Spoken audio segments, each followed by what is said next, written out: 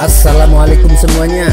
Semoga kalian semua dalam keadaan sehat dan dilancarkan rezekinya. Amin ya robbal alamin. Di suatu pagi yang cerah, Abu Nawas terlihat berjalan menuju istana. Akan tetapi secara tidak sengaja, di tengah perjalanan Abu Nawas berpapasan dengan Baginda Raja. "Wahai Abu Nawas, kau hendak kemana?" tanya Baginda Raja. "Saya hendak menghadap Paduka," jawab Abu Nawas. "Oh, tapi saya lagi ada keperluan, mau menengok anak-anak saya di sekolahan. Bagaimana kalau kau ikut saya saja?" ajak Baginda Raja. Abu Nawas pun setuju. Mereka lalu pergi menuju sekolahan tempat anak-anak Baginda Raja menuntut ilmu. Sesampainya di sana, mereka terlebih dahulu menemui gurunya di ruang tamu. Baginda Raja lalu bertanya tentang perkembangan kedua anaknya. "Anak saya yang bernama Amin, bagaimana prestasi belajarnya?" tanya Baginda Raja. "Maaf Paduka yang mulia, Amin anaknya sangat bodoh dan tolol. Dia sulit sekali menangkap pelajaran," jawab gurunya. "Lalu bagaimana dengan anak saya yang bernama Makmun?" tanya Baginda Raja kembali. "Kalau Makmun anaknya cerdas Paduka, cepat sekali menguasai pelajaran, dan dari sikapnya sudah tumbuh kewibawaan dan martabat," jawab gurunya. "Tapi aku tidak percaya padamu. Bisakah kau membuktikannya?" pinta Baginda Raja. "Ampun Paduka yang mulia, tapi memang begitulah kenyataannya. Sebagai bukti saya akan panggil Amin dan Makmun kemari," balas gurunya. Kemudian sang guru menaruh sebuah bata di atas tempat duduknya Amin. Sedangkan di atas tempat duduknya Makmun, sang guru meletakkan selembar kertas. "Untuk apa itu?" tanya Baginda Raja heran. "Bukankah Paduka ingin sebuah bukti? Saya akan menunjukkannya kepada Paduka," jawab sang guru. Ia pun lalu memanggil Amin dan Makmun untuk menemui ayahnya. Tidak berapa lama, masuklah keduanya ke ruang tamu di mana ayahnya sedang menunggu. Begitu melihat ada ayahnya di situ, mereka memberi hormat dan cium tangan. Amin dan Makmun lalu diarahkan gurunya untuk duduk di tempat yang sudah disediakan. Amin pun lalu duduk di kursi yang di atasnya ada sebuah bata. Sedangkan Makmun duduk di kursi yang di atasnya ada selembar kertas. Tiba-tiba Makmun menjadi cemas. Ia sekilas melihat ke arah langit-langit dan melihat ke arah kanan dan kiri. "Wahai Makmun, kenapa kau terlihat gelisah?" tanya sang guru. "Saya merasakan lantainya bertambah tinggi seukuran lembar kertas, atau langit-langitnya yang menjadi semakin rendah seukuran kertas," jawab Makmun. Kemudian sang guru menoleh ke arah Amin dan bertanya kepadanya. "Wahai Amin, apakah kau merasakan hal yang sama?" tanya sang guru. "Saya tidak merasakan apapun," jawab Amin. Sang guru pun tertawa dan menyuruh keduanya untuk balik ke kelasnya. Setelah Amin dan Makmun sudah meninggalkan ruangan, sang guru berkata kepada Baginda Raja, "Paduka sudah melihat buktinya bukan? Saya berkata apa adanya," tutur sang guru. "Wahai Abu Nawas, kenapa bisa demikian? Kenapa Amin bisa begitu sangat bodohnya, sampai bata yang ia duduki saja tidak ia rasakan? Berbeda sekali dengan Makmun, ia sangat pintar dan cerdas," tanya Baginda Raja. "Begini Paduka yang mulia, Amin dan Makmun meskipun sama-sama putra Paduka, tapi kan dari ibu yang berbeda. Ada dua alasan mengapa anak-anak berotak cemerlang dan cerdas. Alasan pertama adalah ketika suami istri bersetubuh dengan dasar rasa cinta, maka anak-anak mereka akan menjadi pandai. Alasan kedua adalah sepasang suami istri bukanlah dari darah yang sama, maka anak-anak mereka akan menjadi bijaksana, cerdas dan berwibawa," jelas Abu Nawas. "Yang kau maksud dengan darah yang sama itu bagaimana?" tanya Baginda Raja tak mengerti. "Maksudnya Masih dalam satu kerabat atau satu keturunan, jawab Abu Nawas. Ini seperti terjadi pada pepohonan dan binatang. Jika pohon dicangkok dengan buah lainnya, maka akan menghasilkan buah yang bagus dan lezat. Demikian juga dengan binatang. Misalnya, seekor kuda dan keledai dikawinkan, maka akan menghasilkan hewan yang bernama Bagal. Bagal adalah hewan yang kuat, cerdik, dan pandai. Oleh karena itulah, kekurang cerdasan Amin disebabkan Paduka Raja dan Permaisuri Zubaidah dari darah yang sama dan satu garis keturunan. Sementara Ma'mun cerdas dan pandai karena ibunya berbeda darah dengan Paduka. Ibunya tidak satu garis keturunan dengan Paduka, bahkan sangat berbeda jauh. Sambung Abu Nawas menjelaskan. Baginda Raja pun tertawa mendengar jawaban Abu Nawas. Dasar kau orang gila Abu Nawas, balas Baginda Raja sambil terus tertawa.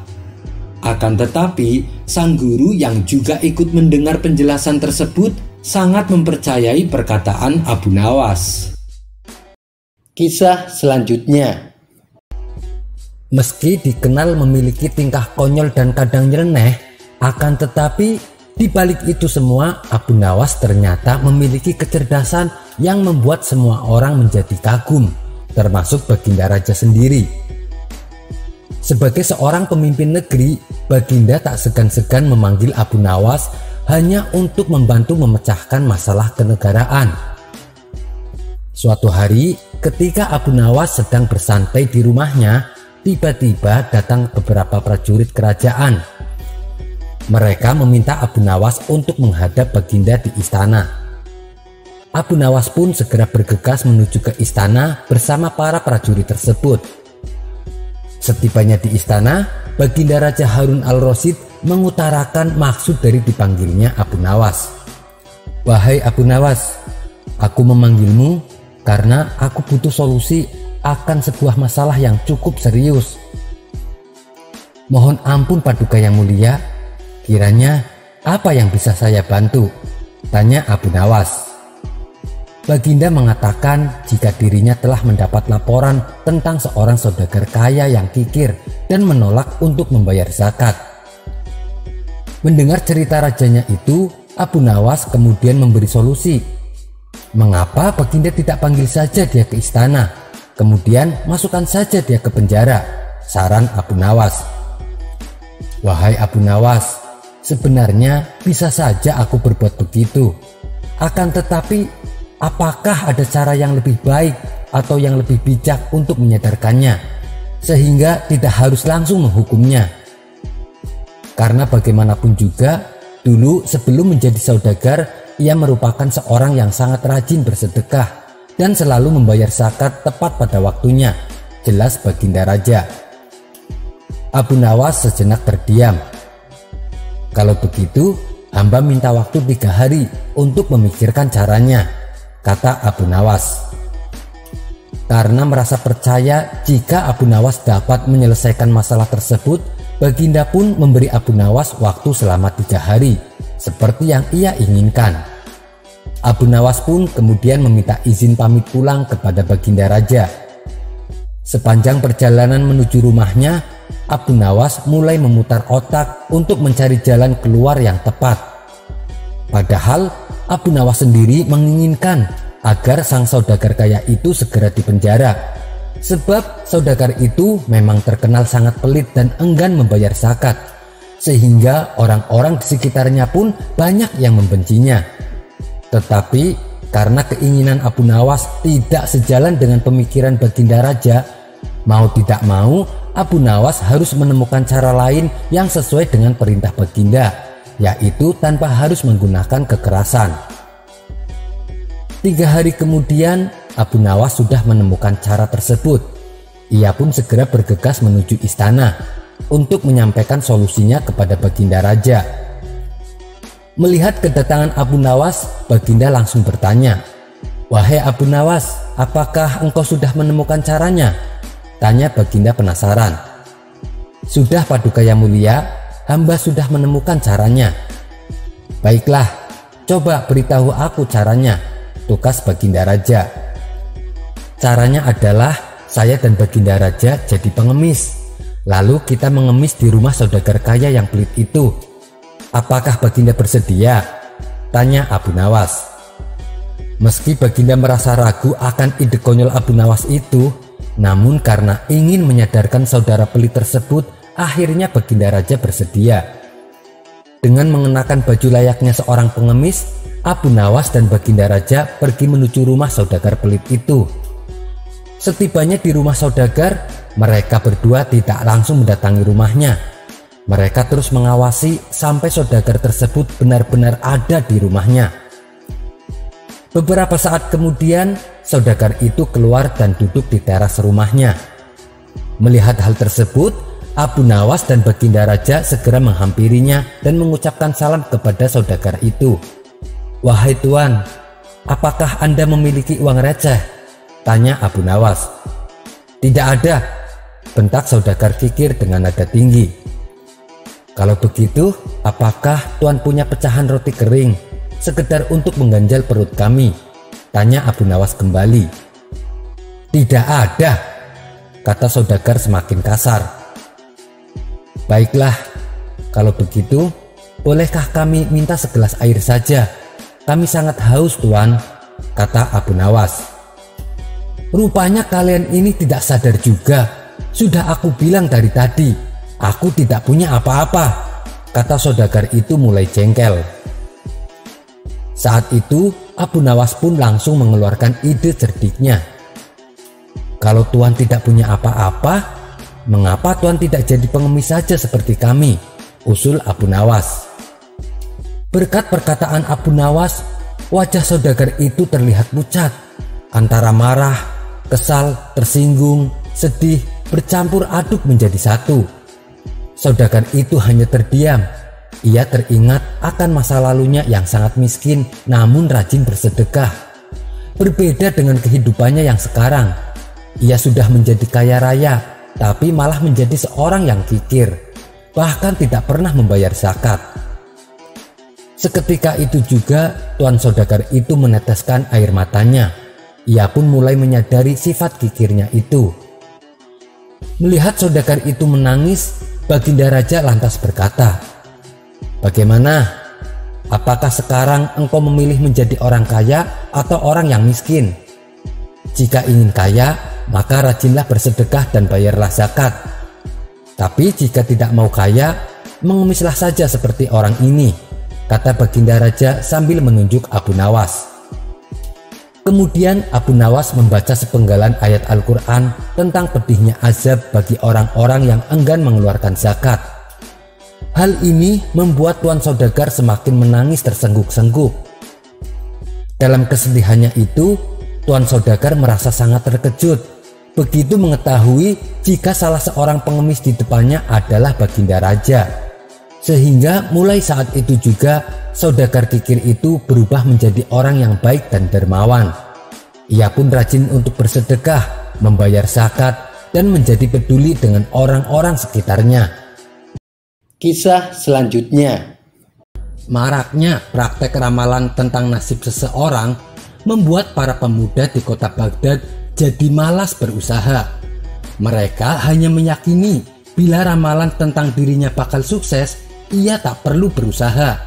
Toh suatu saat ia bakal sukses. Hal inilah yang membuat Abu Nawas miris.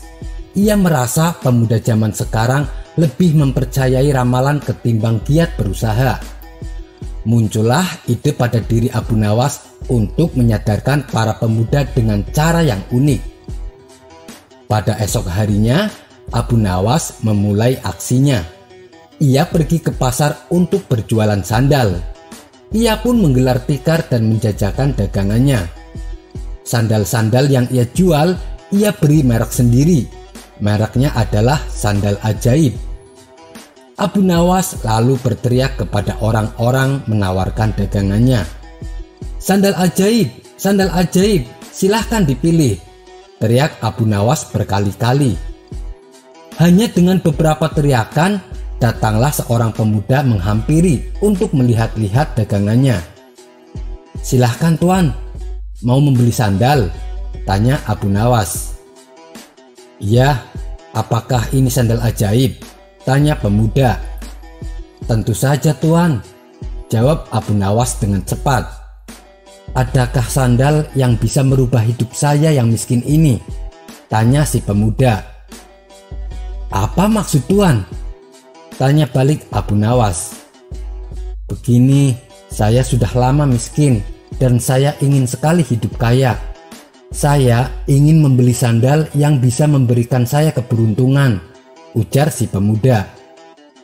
Tidak menunggu waktu lama, Abu Nawas langsung menunjukkan salah satu sandal ajaibnya. Ia mengatakan jika sandal itu bisa membuat pemiliknya dari tidak punya hingga menjadi punya.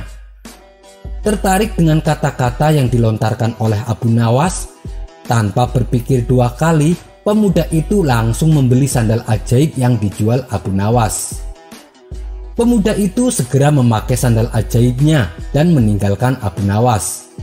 Ia lalu berkeliling kampung dengan harapan semoga keberuntungan segera menghampirinya. Pemuda tersebut terus berjalan mengitari kampung-kampung dengan menggunakan sandal ajaibnya itu. Namun sayang, keberuntungan itu tidak kunjung terwujud. Bukannya mendapat keberuntungan, si pemuda itu justru mendapatkan kemalangan. Ia hampir saja dihakimi warga karena dikira seorang pencuri yang sedang wirawiri mencari mangsa. Hari sudah menjelang sore. Dengan perasaan marah dan kecewa, si pemuda akhirnya mencari Abu Nawas. Ia ingin meminta pertanggungjawaban atas semua hal yang menimpa padanya. Setelah bertanya ke sana kemari, akhirnya ia menemukan rumah Abu Nawas. "Assalamualaikum," sapa pemuda itu. "Waalaikumsalam," jawab Abu Nawas. Ternyata Tuan. Bagaimana kabar Tuan?" tanya Abu Nawas tersenyum. "Kabar saya buruk. Aku tidak merasakan keberuntungan apa-apa setelah memakai sandal ini. Aku justru hampir saja mendapatkan celaka. Aku hampir tipu keluarga kampung gara-gara dikira pencuri. Padahal engkau sudah mengatakan padaku jika sandal ini akan membawa keberuntungan kepada pemiliknya. Tapi mana buktinya?" protes pemuda itu dengan tegas. "Maaf Tuan, seingat saya tidak pernah saya mengatakan seperti itu," sanggah Abu Nawas. "Yang saya ingat, saya hanya mengatakan bahwa sandal ini akan membuat orang yang tidak berpunya bisa menjadi punya. Buktinya, sebelumnya Tuan belum memiliki sandal ajaib ini. Sekarang Tuan sudah memilikinya," kata Abu Nawas menjelaskan. Mendengar penjelasan Abu Nawas, pemuda itu hanya terdiam. Ia akhirnya sadar bahwa ternyata dirinya sedang salah tafsir. "Lalu, mengapa engkau mengatakan bahwa sandal ini ajaib?" tanya pemuda itu kembali. "Oh, soal itu. Sandal saya memang mereknya ajaib Tuan, bukan sandalnya yang ajaib," ucap Abu Nawas. "Perlu Tuan ketahui, jangan percaya kepada barang ajaib, jangan pula percaya kepada ramalan-ramalan. Meskipun kita diramal menjadi orang sukses, tapi kalau kita tidak giat bekerja dan berusaha, selamanya kita akan tetap hidup susah. Dan percaya kepada ramalan-ramalan itu sudah termasuk perbuatan syirik. Tuan tidak hanya akan hidup susah di dunia, tetapi di akhirat kelak juga akan ditimpa kesusahan karena telah menyekutukan Allah. Segeralah bertaubat dan berdoa kepada Allah agar dilancarkan rezekinya, tapi harus diimbangi dengan usaha dan bekerja." Setelah mendengar nasihat Abu Nawas, pemuda itu pun menyadari kekhilafannya. Ia berterima kasih kepada Abu Nawas karena telah menyadarkannya. Kisah selanjutnya. Suasana pagi nan cerah mengusik Abu Nawas untuk berjalan-jalan menikmati indahnya kota Baghdad. Seperti biasa, ia juga tak lupa mampir ke warung untuk nongkrong bersama kawan-kawannya. Setibanya di warung, ternyata teman-temannya Abu Nawas sudah pada berkumpul.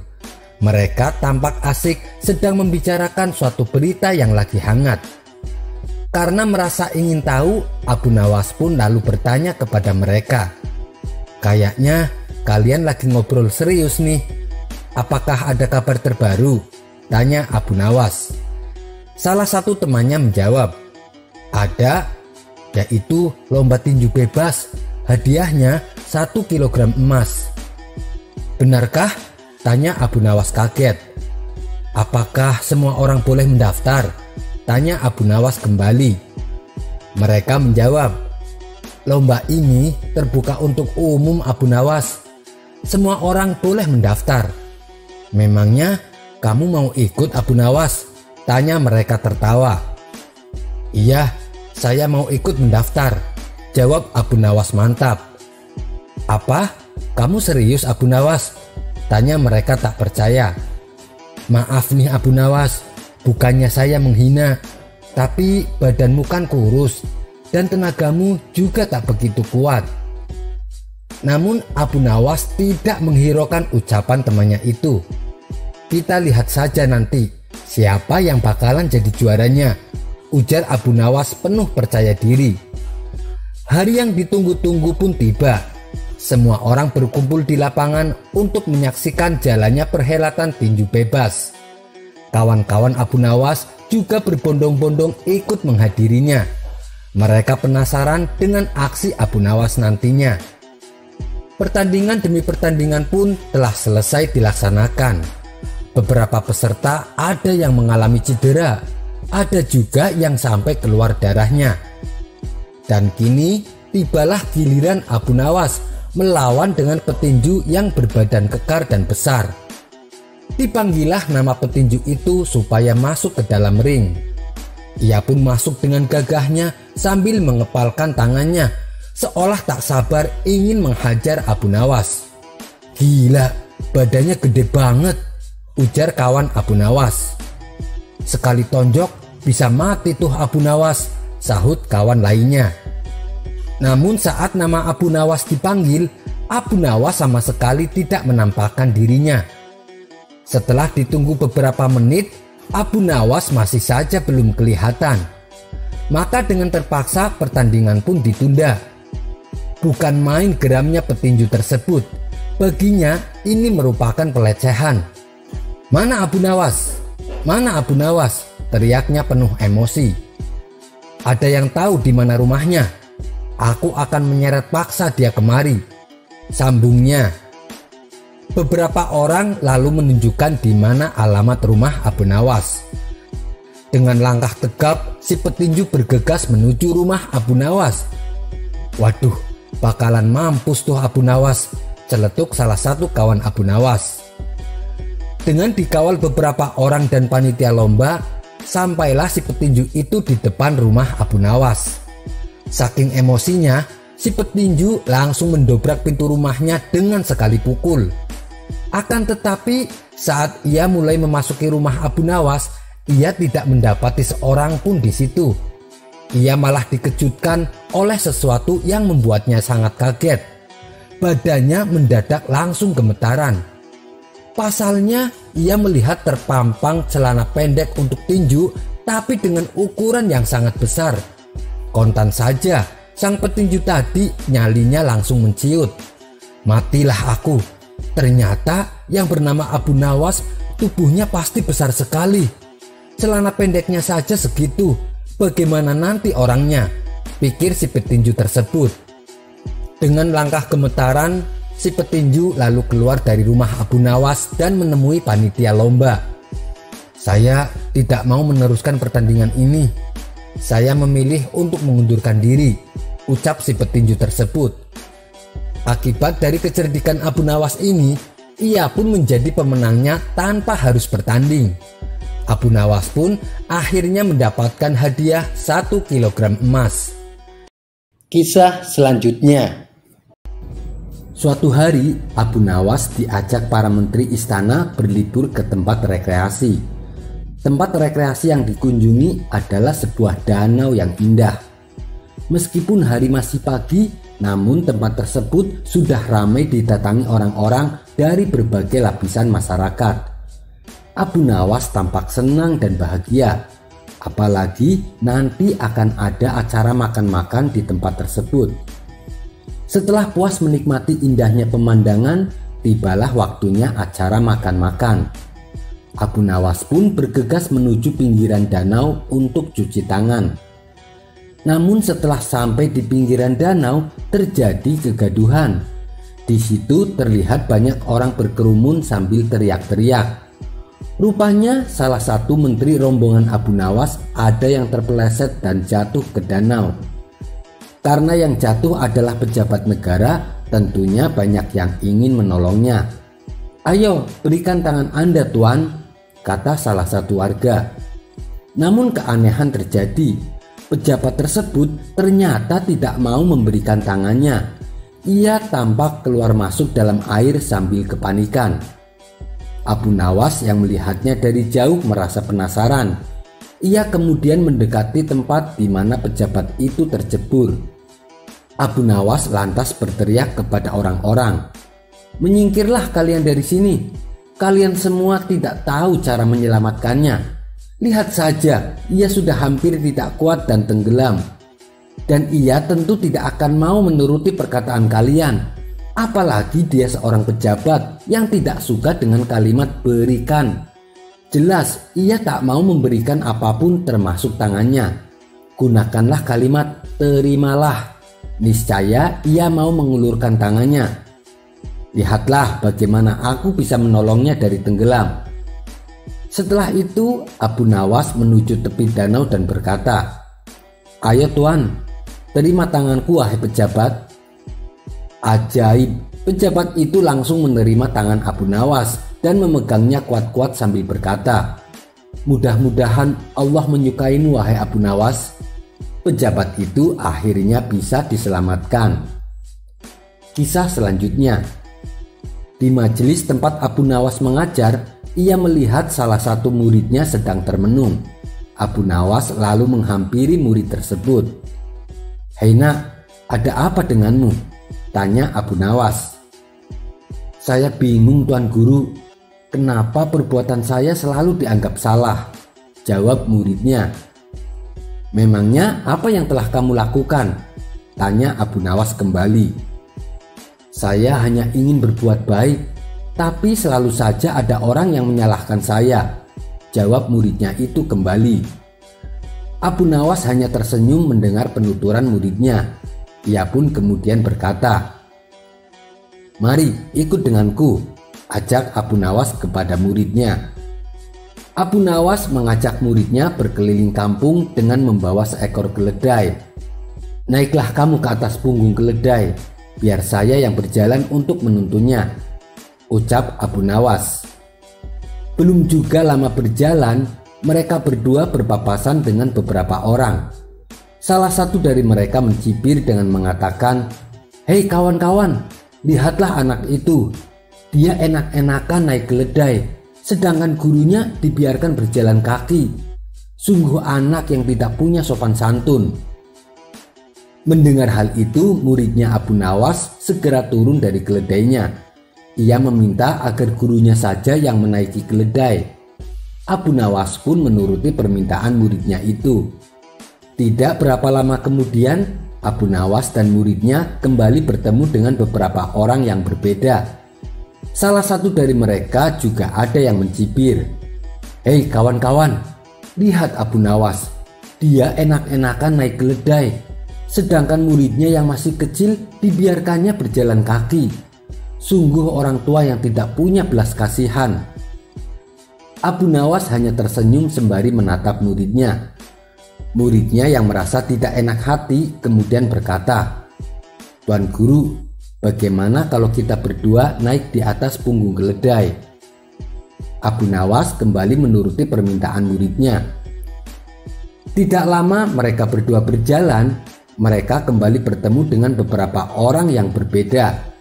Salah satu dari mereka ada yang mencibir, "Hei kawan-kawan, lihatlah mereka berdua. Masa keledai yang kecil dan lemah dinaiki dua orang? Mereka telah berbuat zalim kepada binatang." Mendengar hal itu, Abu Nawas menatap muridnya. Si murid tampak merasa bersalah. "Tuan Guru, lebih baik kita tuntun saja keledainya. Kita berdua cukup jalan kaki," pinta sang murid kepada Abu Nawas. Untuk kesekian kalinya, Abu Nawas kembali menuruti permintaan muridnya. Baru beberapa saat mereka melanjutkan perjalanan, Abu Nawas dan muridnya bertemu dengan beberapa orang yang berbeda lagi. Salah satu dari mereka berkata, "Hei kawan-kawan, lihatlah mereka berdua. Betapa bodohnya mereka. Untuk apa membawa keledai kalau tidak dinaiki?" Abu Nawas hanya tersenyum, akan tetapi sang murid semakin terlihat merasa bersalah. Setelah mereka berdua selesai berkeliling kampung, Abu Nawas lantas berkata kepada muridnya, "Sekarang kamu sudah tahu kan? Apapun niat baik kita, apapun perbuatan baik kita, maka akan ada saja orang yang menyalahkan kita. Selama kamu yakin bahwa perbuatanmu baik, tidak melanggar norma agama dan adat, kamu tidak perlu mendengarkan omongan orang. Dan kamu tak perlu merasa bersalah apabila ada yang menyalahkanmu." Sang murid mulai memahami dengan nasihat gurunya itu. Sekian dulu perjumpaan kita kali ini. Sampai bertemu lagi di kisah selanjutnya. Terima kasih yang sudah subscribe dan setia menonton channel ini. Wassalamualaikum warahmatullahi wabarakatuh.